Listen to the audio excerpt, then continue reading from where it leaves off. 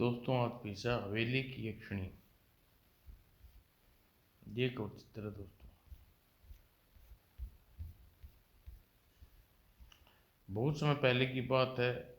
बिंदल नगर राज्य में क्रोडीमल नाम का एक व्यापारी रहा करता था। वह बहुत ज्ञानी ध्यानी था। दीन दुखियों की वह खूब दान देता था।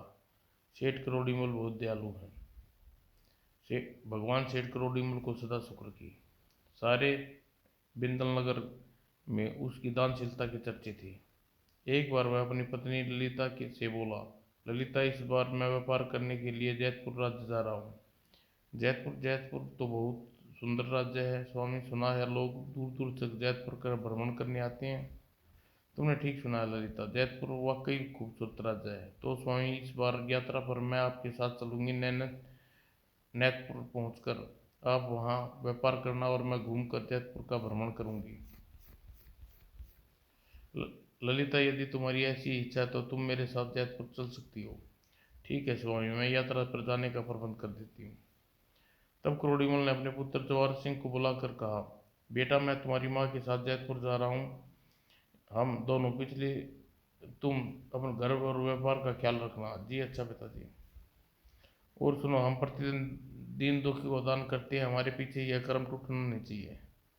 ठीक है पिताजी, मैं प्रतिदिन आपके स्थान पर दानियों को दान दिया करूँगा। तब व्यापार हेतु बेशकीमती हीरे जवाहरात, सूखी मेवा व अन्य सामग्री जहाज पर लाद कर क्रोडीमल ललिता के साथ जैतपुर की ओर चल दिया। ललिता, मेरे पास जितना भी धन था मैंने उस धन से हीरे जवाहरात और अन्य सामग्री खरीद ली, जहाज भर ली। यह सब करके बार बार मैंने एक बड़ा दाव खेला है। स्वामी, भगवान ने चाहा तो आपकी लागत की दुगना धन कमाकर जैतपुर वापस लौटेंगे।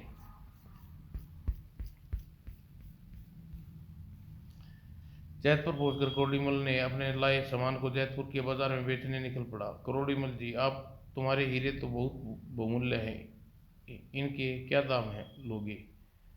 500 स्वर्ण मुद्राएं में बेचूंगा। जोरी ने झट से 500 स्वर्ण मुद्राएं गिन दी।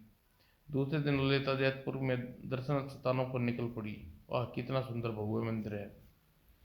15 दिन पश्चात ललिता, मैंने सामान जहाज में भर कर लाया था, सभी उचित मूल्यों पर बिक चुका है, इसलिए हमें वापस चलना चाहिए। ठीक है स्वामी, मैं जैतपुर के सारे दृश्य स्थल को देख चुकी हूँ, इसलिए अब यहाँ रुकने का कोई औपचारिक नहीं है। उस दिन वे दोनों जहाज में बैठे और बिंदल नगर की ओर चल पड़े। ललिता, जैतपुर व्यापार में बहुत लाभ हुआ। अब मैं लखपति के स्थान पर करोड़पति हो गया हूँ। इस समय मेरा जहाज धन दौलत से भरा अटा पड़ा है।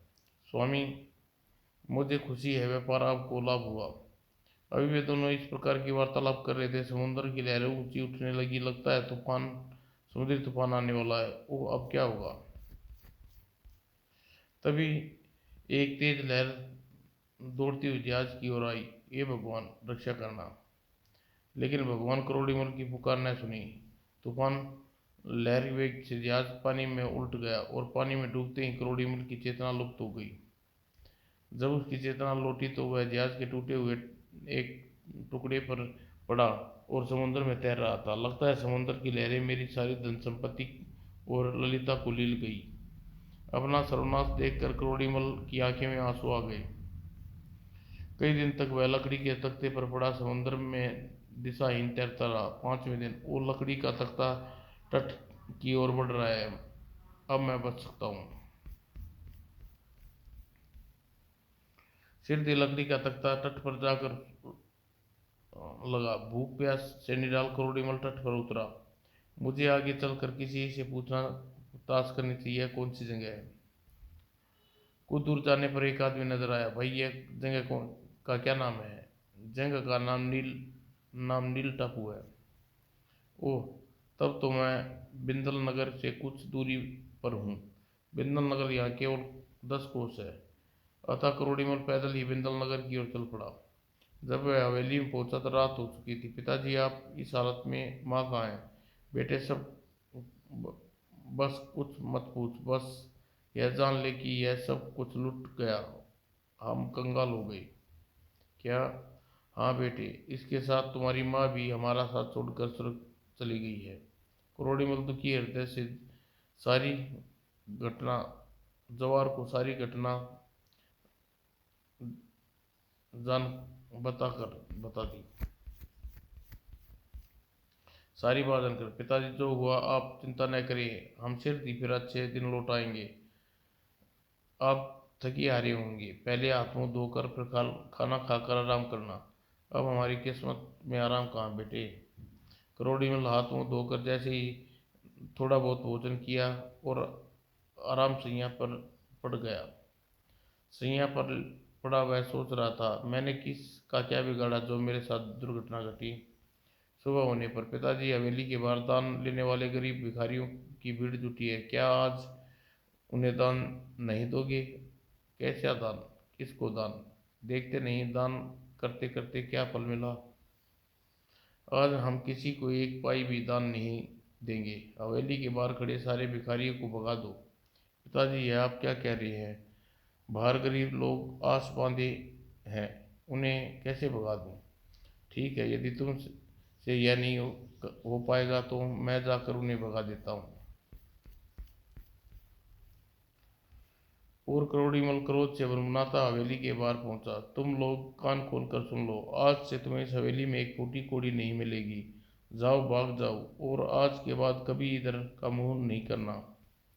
करोड़ीमल की फटकार सुनकर सभी गरीब भिखारी मुंह लटकाए वहां से चले गए।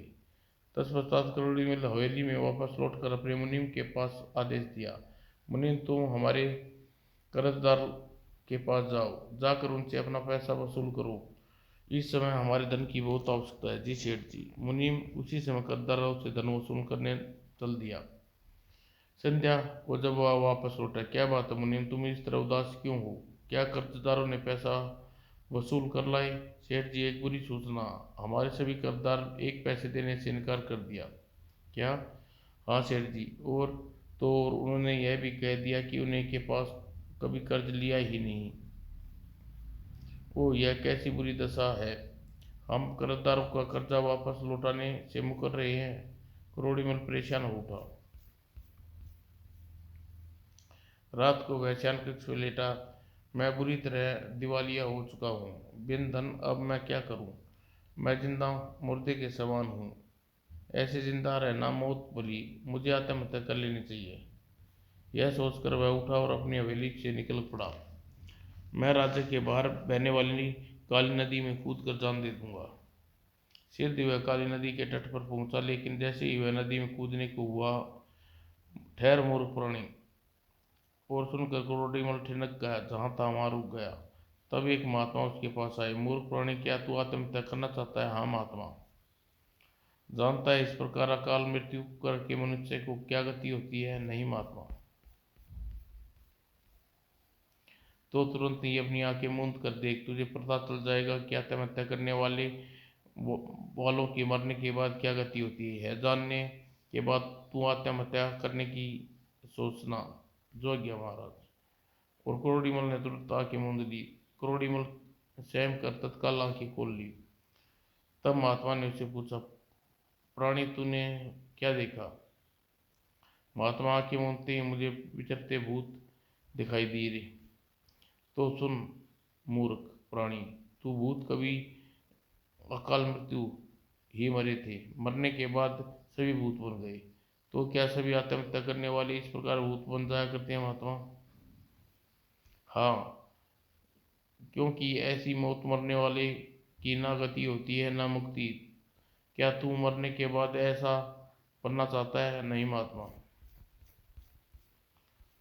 तो फिर आत्महत्या करने का इरादा छोड़ दे। लेकिन मैं जी कर क्या करूँगा महात्मा, मेरा सब कुछ लुट गया। प्राणी, जब तक तेरा जब तक तेरा जो कुछ भी लुटा है वह सब भौतिक था, और लुटने का दुख कैसा। अगर इस बुरी घड़ी में तू भगवान का भजन करे और साधु महात्माओं की संगत में जीवन गुजारे तो तेरा अच्छा समय फिर वापस आ सकता है। अच्छा? हाँ, इसमें कोई संख्या नहीं। महाराज, आपकी बातों ने मुझे बहुत सहारा दिया है। मैं आज अपना गुरु मानता हूँ, कहकर करोड़ीमल महात्मा के चरणों में गिर पड़ा। तब महात्मा ने उससे कहा, सेठ करोड़ीमल, हमें गुरु मान चुका है, इसलिए तेरा दुख दूर करना अब हमारा परम कर्तव्य है। तेरा दुख दूर करने के लिए हमें 15 दिन के पश्चात तेरे पास अवश्य आएंगे। महात्मा, अब अवस्था में मैं अपने आप को धन्य समझूंगा, लेकिन एक बात याद रखना, 15 दिन पश्चात हम अपने सारे शिष्यों के साथ तुम्हारे राज्य में आएंगे। अगर हम जिस स्थान पर ठहरे उस स्थान पर बिंदल नगर की सबसे सुंदर और शांत स्थान होना चाहिए। महाराज, ऐसा स्थान तो पूरे बिंदल नगर राज्य में एक ही है, वो है बिंदल नगर का राज का राजा बिंदल राज की बिंदल उद्यान। बिंदल के उस उद्यान में किसी को नहीं जाने देते। यदि ऐसी बात है, तुम बिंदल सेन से हमारे ठहरने के लिए बिंदल उद्यान को खरीद लो।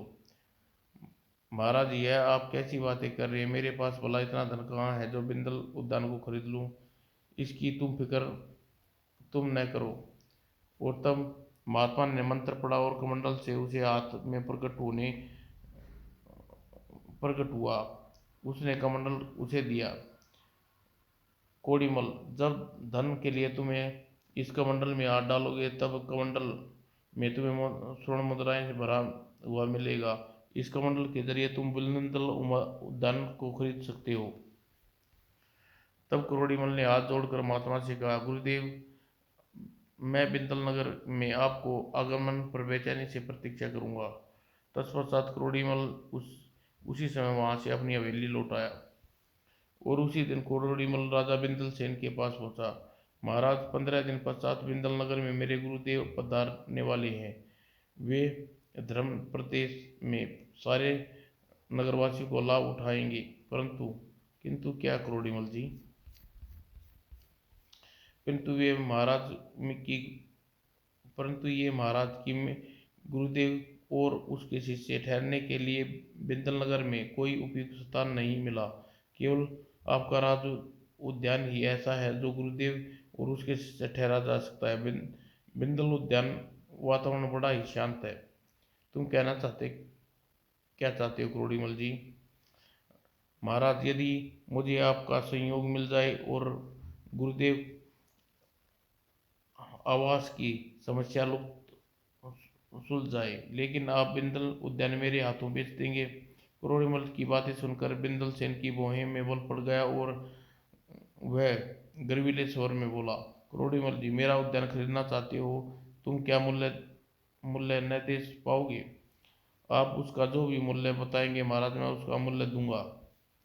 एक बार फिर सोच लो करोड़ीमल जी। करोड़ीमल बिना पल गवाए ही कहा, महाराज, मैं सब कुछ सोच चुका हूँ। आज बिंदल उद्यान मेरा हुआ, आपको केवल उसका मूल्य बताना बाकी है।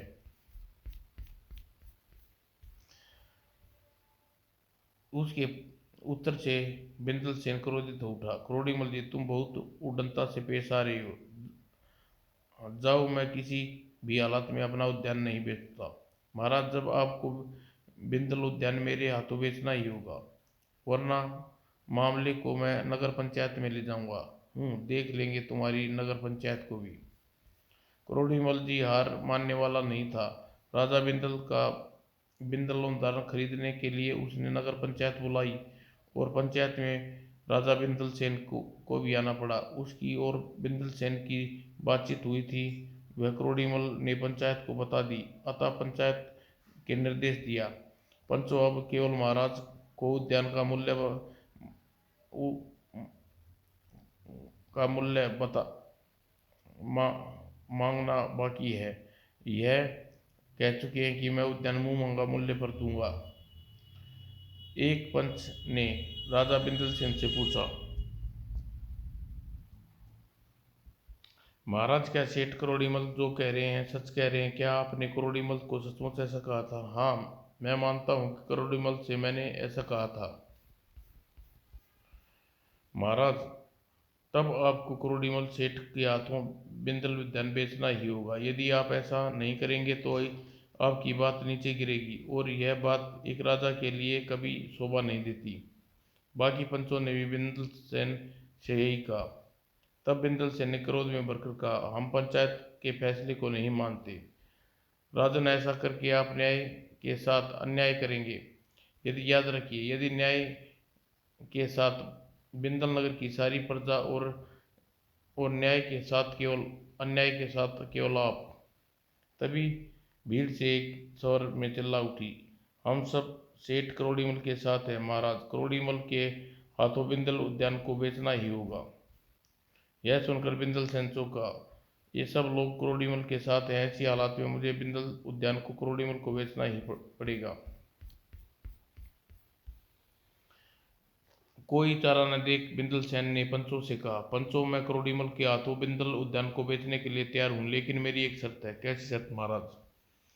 करोड़ीमल का बिंदल उद्यान केवल उतने ही भाग पर अधिकार करेगा जितने भाग में स्वर्ण मुद्राओं का ढेर से ढक देगा। उतनी मुद्राएं ही उद्यान में उस भाग की अमूल्य होगी। अब पंच से करोड़ीमल से पूछा, सेठ करोड़ीमल जी, तुम्हें महाराज की शर्त स्वीकार है? मुझे महाराज की शर्त स्वीकार है पंचों, लेकिन सेठ करोड़ीमल, तुम बिंदल उद्यान को ढकने के लिए ढेर सारी मुद्रा कहाँ से लाओगे? तुम तो दिवालिया हो चुकी हो। पंचों, यह मेरे सोचने की बात है। राजा बिंदल सेन करोड़ीमल से कहा, ठीक है करोड़ीमल, जरा हम भी तो देखें तुम किस तरह बिंदल उद्यान को स्वर्ण मुद्राओं से ढकते हो। महाराज, आप बिंदल उद्यान में चलिए, कुछ देर बाद मैं वहां पहुंच रहा हूं। तब ऐसा कहकर करोड़ीमल वहां से चला गया। कुछ देर बाद महाराज महात्मा के दिए कमंडल को साथ लिए करोड़ीमल बिंदल सेन के पास बिंदल उद्यान पहुंचा। करोड़ीमल, तुम तो खाली हाथ आए हो, हमारी स्वर्ण मुद्राएं कहाँ हैं? महाराज, मेरी स्वर्ण मुद्राएं इस कमंडल में हैं। इस छोटे से कमंडल में भला इतनी स्वर्ण मुद्राएं कहाँ से आ सकती हैं? ज़्यादा से ज़्यादा यह 20। महाराज, आने वाले समय ये बताएगा यह कमंडल की महत्ता। और कहकर करोड़ीमल ने कमंडल में हाथ डाला। गुरुदेव के कहने के अनुसार खाली कमंडल स्वर्ण मुद्राओं से भर गया।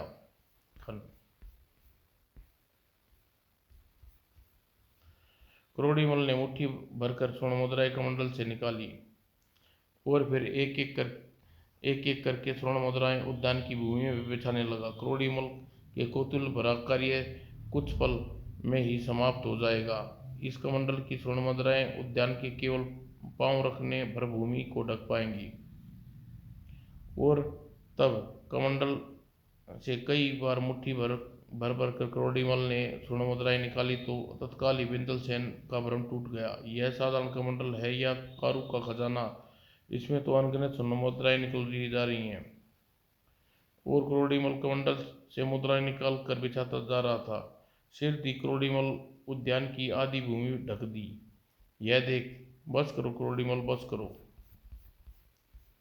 यह सुनकर उद्यान में स्वर्ण मुद्राएं ढकते करोड़ीमल के हाथ तक रुक गई। क्या हुआ महाराज, आपने मुझे स्वर्ण मुद्राएं बिछाने से रोक दिया? करोड़ीमल, तुम जीते मैं हारा। तुम्हारे पास बड़ा चमत्कारी कमंडल, इस कमंडल के जरिए तुम बिंदल उद्यान तो क्या पूरा बिंदल नगर पर राज्य खरीद सकते हो। महाराज, मुझे रोक कर आपने ठीक नहीं किया। मुझे आधी नियापत्ति पूरी बिंदल उद्यान खरीदना है। करोड़ीमल, आधे उद्यान में स्वर्ण मुद्राएं बिछाकर तुम आधा बिंदल उद्यान तो खरीद चुके हो। आधे बिंदल उद्यान को मैं तुम्हें दान में देता हूँ। इस उद्यान में तुम्हारे गुरु आकर ठहरेंगे, मुझे खुशी होगी। महाराज, यदि आपकी ऐसी इच्छा है तो मैं आपकी बात मान लेता हूँ। तब करोड़ीमल ने बिंदल उद्यान में अपने गुरु के लिए और उनके शिष्य के लिए कुटिया बनाने शुरू कर दी। और 10 दिनों तक अंदर बिंदल उद्यान में बिल्कुल बहुत सुंदर आश्रम का निर्माण हो गया। गुरुदेव आश्रम में रहकर प्रसन्न होंगे।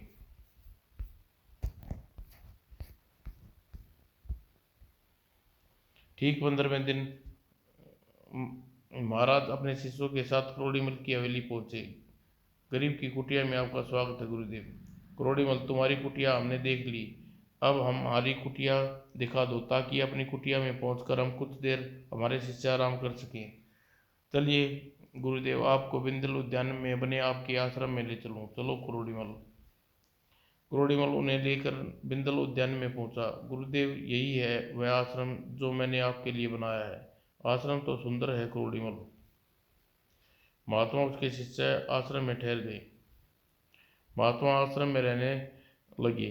अब प्रतिदिन क्रोड़ीमल हवेली से महात्मा और शिष्यों के लिए नाश्ता और भोजन लाने लगा। फिर वह साधारण नहीं, नाश्ते के भोजन में मधु, दूध, मक्खन, फल आदि का प्रबंध रहता। क्रोड़ीमल बड़े ही प्रेम से उन सबको भोजन कराता। बिंदल नगर के लोग महात्मा के दर्शन करने बिंदल उद्यान में आने लगे। महात्मा उनके सभी को ज्ञान उपदेश देते। उधर क्रोड़ीमल की हवेली में रहने वाली यक्षिणी यह देख बहुत परेशान हो उठी। क्रोड़ीमल तो इन दिनों अपने गुरु और शिष्यों की सेवा में जुटा हुआ है, मुझसे कदापि सहन नहीं होगा। यह इस प्रकार तो क्रोड़ीमल के घर में धर्म का वास हो जाएगा और मेरे लिए हितकर है। नहीं, मैं ऐसा नहीं होने दूंगी। मैं ठहरी दुख और संकटों की साथिन। जहाँ भी रहती हूँ वहाँ दुख और संकट स्वयं विराजते हैं। अगर क्रोड़ीमल इस प्रकार धर्म में डूबा रहा तो सिर दी उसके अच्छे दिन आ जाएंगे और मेरा घर से रहना मुश्किल हो जाएगा। उसी दिन यक्षिणी क्रोड़ीमल के मुनिम के सामने प्रकट हुई। आप कौन हैं? मैं हवेली में रहने वाली सिमरदी की देवी हूँ। आज तक मैं हवेली की रक्षा करती आई हूँ। यक्षिणी ने मुनिम जी से सफेद झूठ बोला। आप मुझसे क्या काम है? मुनिम जी, आप सेठ क्रोड़ीमल जी से की हालत देख ही रही हैं। वे अपना सारा धन अपने गुरु और शिष्यों पर लुटा रही हैं। अगर क्रोड़ीमल इसी प्रकार व्यर्थ में अपना धन लुटाते रहे तो एक दिन ऐसा आएगा कि इस हवेली में रहने वाले आदमियों को अन्न का एक दाना भी नसीब नहीं होगा। तो आप मुझसे क्या चाहती हैं? मुनीम जी, आप सेठ जी से कहें कि वह गुरु पर धन लुटाना बंद कर दिए और उनसे कोई संबंध न रखे। आप यह बात सिर्फ सेठ जी से क्यों नहीं कहती? मुझे सेठ जी से भय लगता है। उसके प्राण अपने गुरुदेव में बसे हैं। उन अपने गुरु की निंदा सुनकर सेठ जी मुझे हवेली से निकाल दिया तो क्या होगा? तो फिर यह काम मुझसे भी नहीं होगा। सेठ जी से ऐसा कहकर मैं स्वयं अपने उनसे दुश्मनी मोल क्यों लूं? सेठ जी गुरु देव के खिलाफ एक शब्द भी बोला तो सेठ जी मेरी जुबान खींच लेंगे, मुझे नौकरी से निकाल देंगे। ओह! यक्षिणी से मुंह से निराशा लटक गई। कुछ सोचकर वह मुनिम से बोली, ठीक है मुनिम जी, तुम इस बारे में सेठ क्रोड़ीमल से कुछ न कहना। साथ ही एक बात याद रखना। कौन सी बात? सेठ को यह पता नहीं लग चलना चाहिए कि तुमने मिली थी। सेठ जी को इस बारे में पता लगा तो मैं तुम्हें बख्शूंगी नहीं। मैं इस बात का सेठ जी को नहीं बताऊंगा, तुम विश्वास करो। यह सुनकर तक यक्षिणी अदृश्य हो गई। धीरे धीरे 4 माह व्यतीत हो गए। इस बीच कमंडल से प्राप्त स्वर्ण मुद्राएं क्रोड़ीमल ने बिंदल नगर में सुंदर भव्य लक्ष्मी नारायण का मंदिर बनाया। अब वह पहले से तरह दान पुण्य गरीबों को दान दक्षिणा देने लगा। साथ ही वह अपने गुरु की सेवा में हरदम लीन रहता। क्रोड़ीमल के बढ़ते संस्कार देखकर यक्षिणी पेट में मरोड़े उठे। ओह सेठ, सत्यक्रम मुझसे अब देखे नहीं जाते, इसका कोई न कोई उपाय करना होगा। यह सोच क्रोड़ीमल के पुत्र जवार के सामने प्रकट हुई। कौन हो तुम? तुम्हारी हवेली में की रक्षा करने वाली देवी। मुझे आपने क्यों दर्शन दिए? मैं तुम्हारे घर को बर्बाद होते नहीं देख सकती, इसलिए तुम्हारे पास आई हूँ। मैं आपकी बात का मतलब नहीं समझा। मेरा घर बर्बाद हो रहा है, यह आपको जो कुछ भी कहना चाहते हैं साफ साफ कहिए। जवार अपने पिता की हालत नहीं देख रहे क्या? वे सारा धन अपने गुरु में दान में लुटा रही हैं। दान पुण्य करने से रोको और गुरु को उनसे दूर करो, नहीं तो यह घर में एक फूटी कौड़ी नहीं बचेगी। भला मैं पिताजी को यह सब करने से कैसे रोकता हूँ? वह स्वयं पिताजी के सामने प्रकट होकर यह सब क्यों नहीं कहती? मुझे उनसे डर लगता है। तो फिर मुझे मेरे सामने से चली जाओ। पिताजी के कामों में टांग अड़ाने मैं कौन होता हूँ? वे अपने धन को चाहे जिस प्रकार खर्च करें, जवार ने फटकार सुनकर यक्षिणी तुरंत अदृश्य हो गई। अब करोड़ीमल हर समय भगवत भजन में लीन रहने लगा। उसकी हवेली में साधु सन्यासियों हर समय जमावड़ा रहने लगा।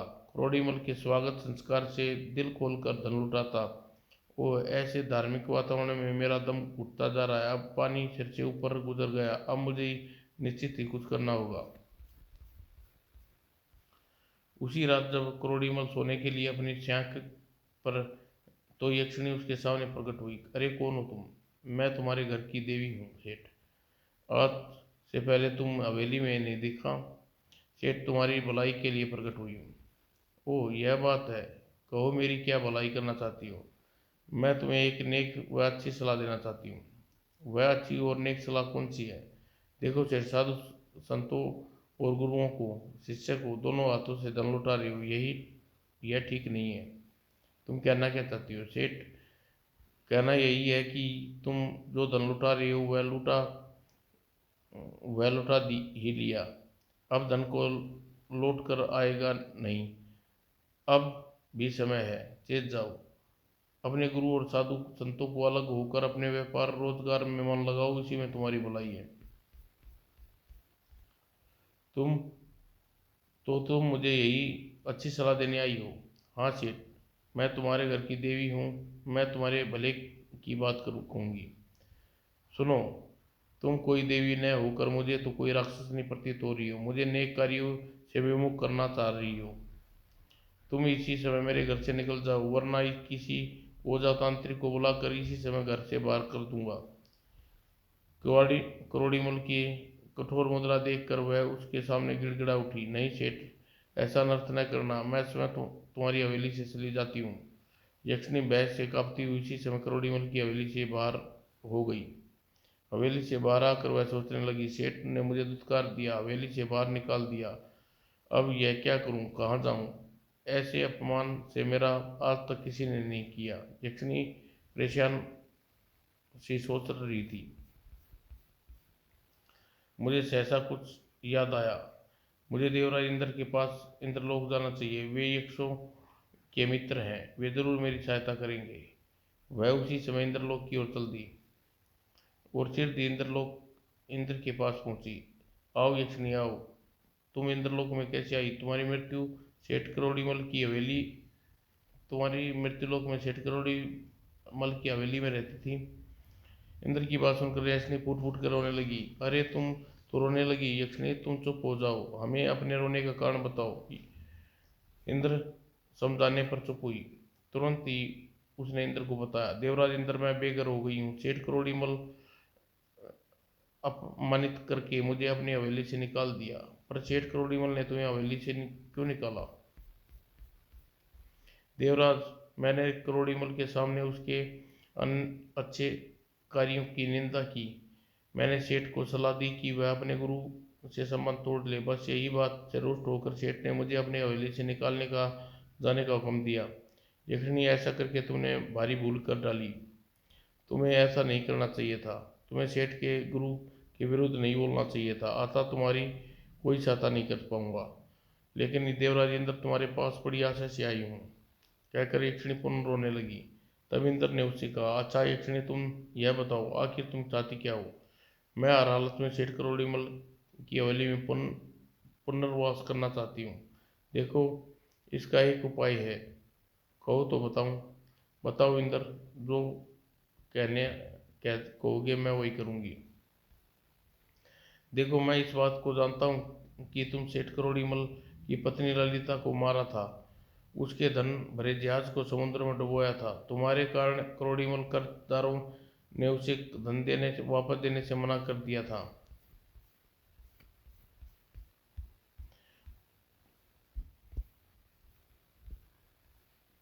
तुम्हारे प्रभाव से सेठ करोड़ीमल धन से दिवालिया हुआ था, तब जाकर तुम्हें चैन आया था। तुम्हारे प्रभाव के कारण ही उसने गरीब को दान देना बंद कर दिया। अब जबकि वह अपने सत्कर्मों के कारण पूर्ण धनवान बना है और अग्रसर हो रहा है, तुम्हारे दिल में हुक उठ रही है। तुम्हें यह सब बुराई छोड़कर सेठ करोड़ीमल की सहायता करनी होगी यक्षिणी। वो कैसे देवराज?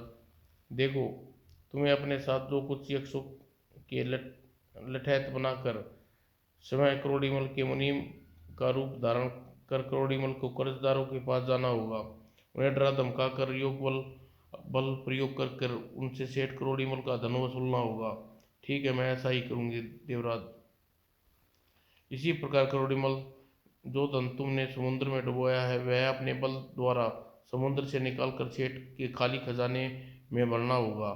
तुम एक यक्षिणी हो, इसके इसलिए यह सब कार्य बड़ी आसानी के साथ कर सकती हो। अवश्य देवराज, मैं यही करूंगी। ठीक है, अब अंत में मेरा एक निर्देश सुनो। काली नदी के तट पर जो बरगद का पेड़ है उसकी जड़ में अभूत खजाना दबा है पड़ा है। उस खजाने को वहां से निकाल कर सेठ के खजाने में भरना होगा। देवराज इंद्र, मैं यह कार्य पूरा कर दूंगी।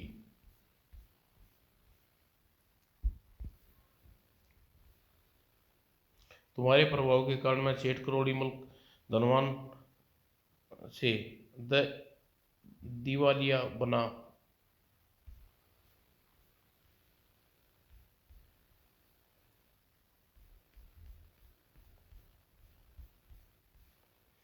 तब ठीक है, तुम यह सब कार्य पूरे कर लोगी तो सेठ करोड़ीमल संघर्ष तुम्हें माफ कर देगा और तुम्हें अपनी हवेली में रहने की आज्ञा दे देगा। यक्षिणी ने उसी समय कुछ यक्षों को इकट्ठा किया। तुम सबको मेरी सहायता करनी होगी। यक्षों ने लठेतों के रूप धरा और यक्षिणी के मुनीम का तत्काल करोड़ीमल का एक कर्जदार के पास पहुंचा। निरंजन, सीधी तरह सेठ करोड़ीमल का कर्जा इसी समय चुकता कर दो, वरना लठेत एक बार में तुम्हें गर्दन तोड़ देंगे। इस बार तो मुनीम लठेतों को लेकर आया है, अब सेठ का कर्जा चुकाना ही पड़ेगा। हम सहायता करने के लिए तैयार हैं। निरंजन ने उसी समय मुनीम को दक्षिण यक्षिणी को करोड़ीमल का कर्जा कर्जा दिया। इस प्रकार करोड़ीमल भय दिखाकर यक्षिणी से करोड़ीमल का माल सभी कर्जदारों से कर्जा वसूल लिया। तत्पश्चात उसने यक्षों से कहा, इस धन की सेठ करोड़ीमल के खजाने में रखाओ।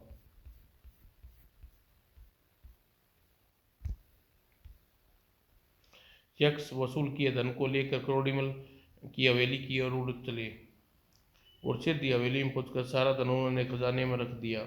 तत्पश्चात उड़कर यक्षिणी के पास पहुंचे और यक्षिणी के कहने पर यक्ष समुद्र में डूबा हुआ करोड़ीमल का खजाना ढूंढकर समुद्र के ऊपर ले आए।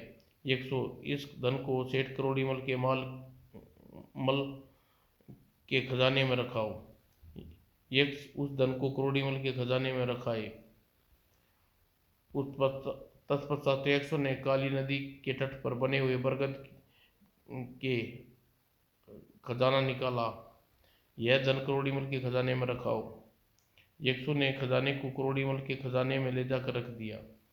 यक्षों, अब तुमने बहुत सहायता की है, इसलिए धन्यवाद। अब जब भी यक्ष लोक वापस जा सकते हो। यक्षिणी के कथन पर सभी यक्ष अदृश्य हो गए।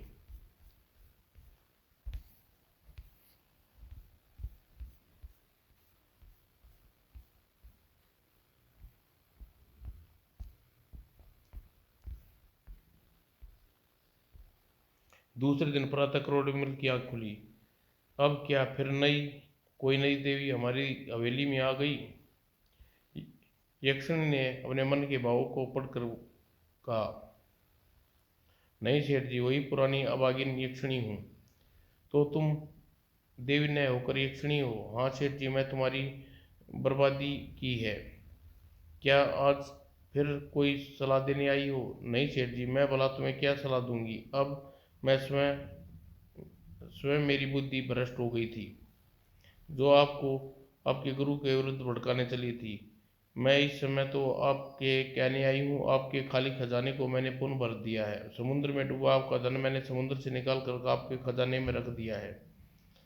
अब पहले की तरह अपने गुरु को दान दीन दुखियों की सेवा करें और मुझे माफ़ कर दे। जैसा धार्मिक आप जैसा धर्मात्मा, मुझे सद्बुद्धि को बंद आंखें खोल दी। अब मैं हमेशा आपके हित में रहूंगी, आपकी हवेली को छोड़कर नहीं जाऊंगी। ठीक है, मैं अपने गुरुदेव से पूछकर मैं अपनी हवेली में रहने की आज्ञा दे सकता हूँ।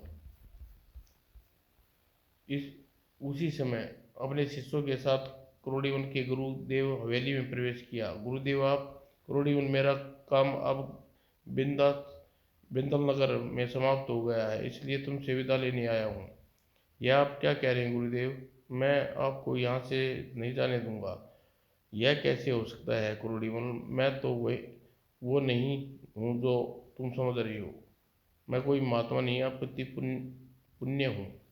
क्या? हाँ सेठ, पुण्यात्मा हमेशा पुण्य के कामों में रहते थे, इसलिए संकट के समय तुम भी महात्मा का वेश धरकर तुम्हारे संकट उबारने चला आया था। मेरे प्रयास से तुम घर में रहने वाली दुष्ट यक्षिणी का स्वभाव बदल चुका है।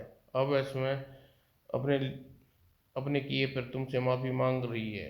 इसके क्षमा कर दो और अपनी हवेली में रहने की आज्ञा दो। जैसी आज्ञा महात्मा। और क्रोडीमल को आशीर्वाद देकर पुण्य अपने शिष्यों के साथ अंतर्ध्यान हो गए। तत्पश्चात क्रोडीमल ने यक्षिणी से कहा, यक्षिणी अब तुम मेरी हवेली में रह सकते हो। यक्षिणी उस दिन से क्रोडीमल की हवेली में रहने लगी और क्रोडीमल दान पुण्य के अलावा व्यापार में ध्यान लगाने लगा। समाप्त हो।